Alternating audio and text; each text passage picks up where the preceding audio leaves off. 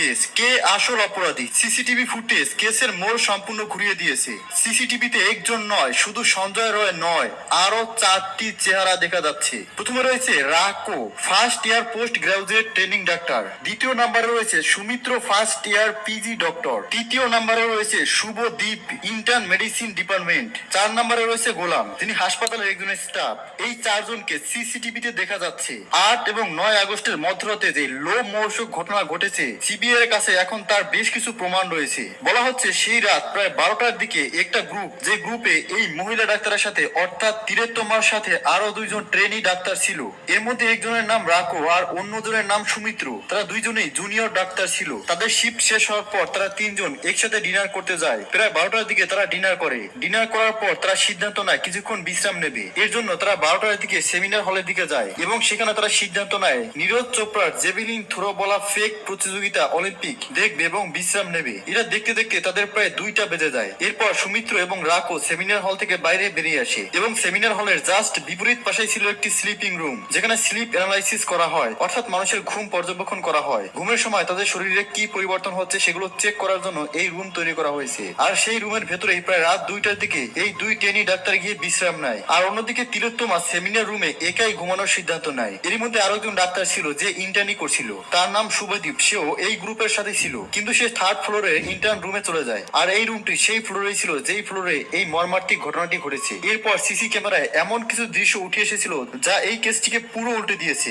যার কারণে সিবিআই 4 জন মানুষের পলিগ্রাফ টেস্ট করার সিদ্ধান্ত নেয়, অর্থাৎ লাই ডিটেক্টর টেস্ট। দেখুন, রাত 2টার দিকে রাখো এবং সুমিত্র এই 2 জন ট্রেনি ডাক্তার তিলোত্তমাকে সেমিনার হলে রেখে স্লিপিং রুমে ঘুমাতে চলে যায়, যেটি সেমিনার হলের একদম পাশেই ছিল। আর ঠিক রাত 3:42 দিকে সঞ্জয় রয়কে বাইক নিয়ে হাসপাতালের গেটের সামনে বাইক পার্ক করতে দেখা যায়। আর 3:48 সিসি ক্যামেরায় দেখা যায় সে ইমার্জেন্সি বিল্ডিং এর ভেতরে প্রবেশ করছে। এর 3rd ফ্লোরেই ছিল সেমিনার হল, যেখানে এই মর্মান্তিক ঘটনা ঘটেছে। আর ঠিক 4:03 ভালোভাবে শুনুন, 4:03 সে করিডোরের কাছে চলে যায়। এটি সেই জায়গা যেখানে রয়েছে সেমিনার হল, যেখানে সেমিনার রুম রয়েছে। সেই গুলিতেই রাত 4:03 সঞ্জয় রায়কে সিসি ক্যামেরায় দেখা যায়। কিন্তু এর ঠিক 3 মিনিট আগে, অর্থাৎ ঠিক 4টার দিকে আরো একজন লোককে দেখা যায়। তার নাম গোলাম, যিনি আরজিকর হাসপাতালের একজন স্টাফ। সে 4টার দিকে 1st ফ্লোর থেকে 3rd ফ্লোরের দিকে যাচ্ছিল। এরপর 4:30 থেকে 4:45 মধ্যে তাকে 3rd ফ্লোর থেকে পুনরায় 1st ফ্লোরের দিকে আসতে দেখা যায়। অন্যদিকে সঞ্জয় রয়কে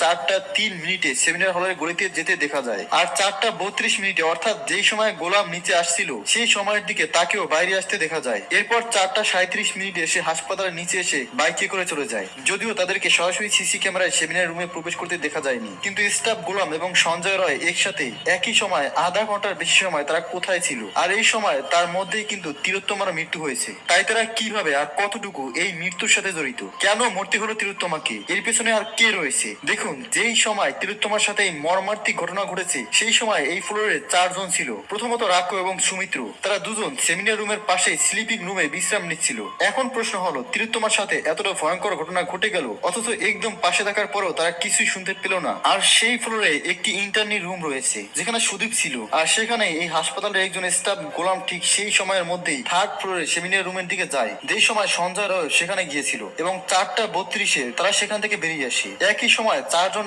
একই ফ্লোরে উপস্থিত ছিল, আর সেখানে তিলোত্তমা নামক এই মহিলা ডাক্তারের সাথে ঘটে যায় জঘন্যতম ঘটনা। মাত্র 29 মিনিটের মধ্যে তার সাথে যে নোংরা কাজ করার ছিল অপরাধী, সেটা করে তার শরীরকে এমন মর্মান্তিক ভাবে ক্ষত বিক্ষত করে যে তার শরীরের একটি অংশ অক্ষত অবস্থায় রাখেনি। একজন মানুষের সাথে এতটা ভয়ঙ্কর আচরণ কেউ কিভাবে করতে পারে? মানুষের প্রতি খুব বেশি ক্ষোভ রাগ না থাকলে কেউ কিভাবে এতটা জঘন্য ভাবে কাউকে হত্যা করতে পারে? তাও আবার মাত্র 29 মিনিটের মধ্যে কিভাবে সবকিছু সম্পূর্ণ করে অপরাধী একদম সুরক্ষিত ভাবে পালিয়ে যায়, তাও আবার মাতাল অবস্থায়। হ্যাঁ, সেই সময় সঞ্জয় রয় যে মাতাল অবস্থায় ছিল এটা প্রমাণ হয়ে গেছে। একই সাথে এই মহিলা ডাক্তারের সাথে যে জঘন্যতম আচরণ করা হয়েছে, তাকে ধর্ষণ করে হত্যা করা হয়েছে, সেটাও পোস্টমর্টম রিপোর্ট থেকে নিশ্চিত ভাবে জানা গেছে। কিন্তু এই ডাক্তারের সাথে এত কিছু হয়ে গেল, অথচ একটি চিৎকারও কেউ শুনলো না, কোনো সারা শব্দ কেউ পেল না। এটা কিভাবে সম্ভব? কেননা সেই ফ্লোরে আরো অনেকেই ছিল। তার সাথে সিবিআই শেষ মুহূর্তে তিলোত্তমার সাথে যারা যারা ছিল, অর্থাৎ রাকো, সমুদ্র এবং রুমে থাকা শুভদীপ, গোলাম, এই 4 জনের পলিগ্রাফিক টেস্ট করার সিদ্ধান্ত নিয়েছে এবং খুব শীঘ্রই সেটা হতে চলেছে। এটি এমন এক ধরনের টেস্ট যেটি শরীরের ভেতরে ফিজিওলজিক্যাল রেসপন্স ক্যাপচার করে। অফিসার যাকে প্রশ্ন করে এই মেশিনের সব ধরনের সেন্সর তার শরীরে লাগানো হয়, এরপর প্রশ্ন করা হয়। আর অপরাধী যখন প্রশ্নের উত্তর দেয় তখন হার্টবিট চেক করা হয়, ব্লাড প্রেশার চেক করা হয়, রেসপিরেশন, ব্রিদিং রেট টেস্ট করা হয় এবং স্ক্রিনের যে কানেক্টিভিটি রয়েছে সেটা ম্যানুয়ালি টেস্ট করা হয় এবং বোঝার চেষ্টা করা হয় তার মস্তিষ্ক কোনো সত্য আড়াল করার চেষ্টা করেছে কিনা। এর সাহায্যে কেউ মিথ্যা কথা বললে তা শনাক্ত করা যায়। এই 4 জনের উপরে সেই টেস্ট করা হবে। তিলোত্তমার মা বাবা বলেছেন দেশের সংবিধানে এবং সিবিআই এর উপরে তাদের সম্পূর্ণ বিশ্বাস রয়েছে। তারা বলেছে তাদের মেয়ের এই ভয়ঙ্কর মৃত্যুর পিছনে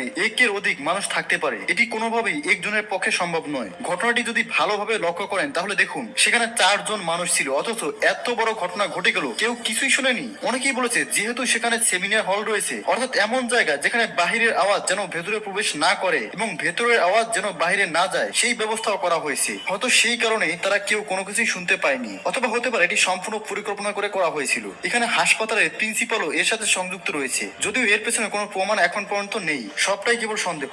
সিবিআই সেই 4 জনের উপরে পলিগ্রাফ টেস্টের পর হয়তো আরো কিছু মানুষের উপরে এই টেস্ট করবে যারা এই আরজিকার হাসপাতালের সাথে সংযুক্ত। কেননা অনেকেই মনে করছে এই হাসপাতালের কিংবা অনেক বেশি ক্ষমতা সম্পন্ন কেউ এই ঘটনার সাথে জড়িত রয়েছে। আসলে কি তাহলে এর সাথে বড় কোনো শক্তি জড়িত? রাতে খাবারের সময় তার খাবারে কি কিছু মিশিয়ে দেওয়া হয়েছিল যার কারণে সে কোনো আওয়াজ করতে পারেনি? আরো অনেক মানুষ এই ঘটনার সাথে জড়িত থাকতে পারে, কিংবা এই 4 জন একই সাথে এই ঘটনায় জড়িত থাকতে পারে। কেননা সিবিআই অফিসার এই 4 জনকে যখন প্রশ্ন করেছিল তখন তাদের কথার মধ্যে অনেক অমিল পাওয়া গেছে, যার কারণে সিবিআই অফিসারও সন্দেহ করছে তারা কোনো কিছু লুকানোর চেষ্টা করছে। এমন কিছু সত্য রয়েছে যা তারা জানে কিন্তু বলছে না, কিন্তু কার ভয় বলছে না, এমন অনেক সন্দেহ, অনেক সম্ভাবনা রয়েছে। কিন্তু আসল পলিগ্রাফ টেস্ট রেজাল্ট আসার আগ পর্যন্ত এখন কিছুই বলা যাচ্ছে না। তবে আপনার কি মনে হয় এই ভয়ঙ্কর ঘটনার পিছনে কি শুধু একজন মানুষই জড়িত, নাকি অনেক বিরাট আকারের ষড়যন্ত্র রয়েছে? আপনার মন্তব্য কমেন্টে লিখে জানাবেন। পরবর্তী আপডেট দেখার জন্য চ্যানেলকে সাবস্ক্রাইব করে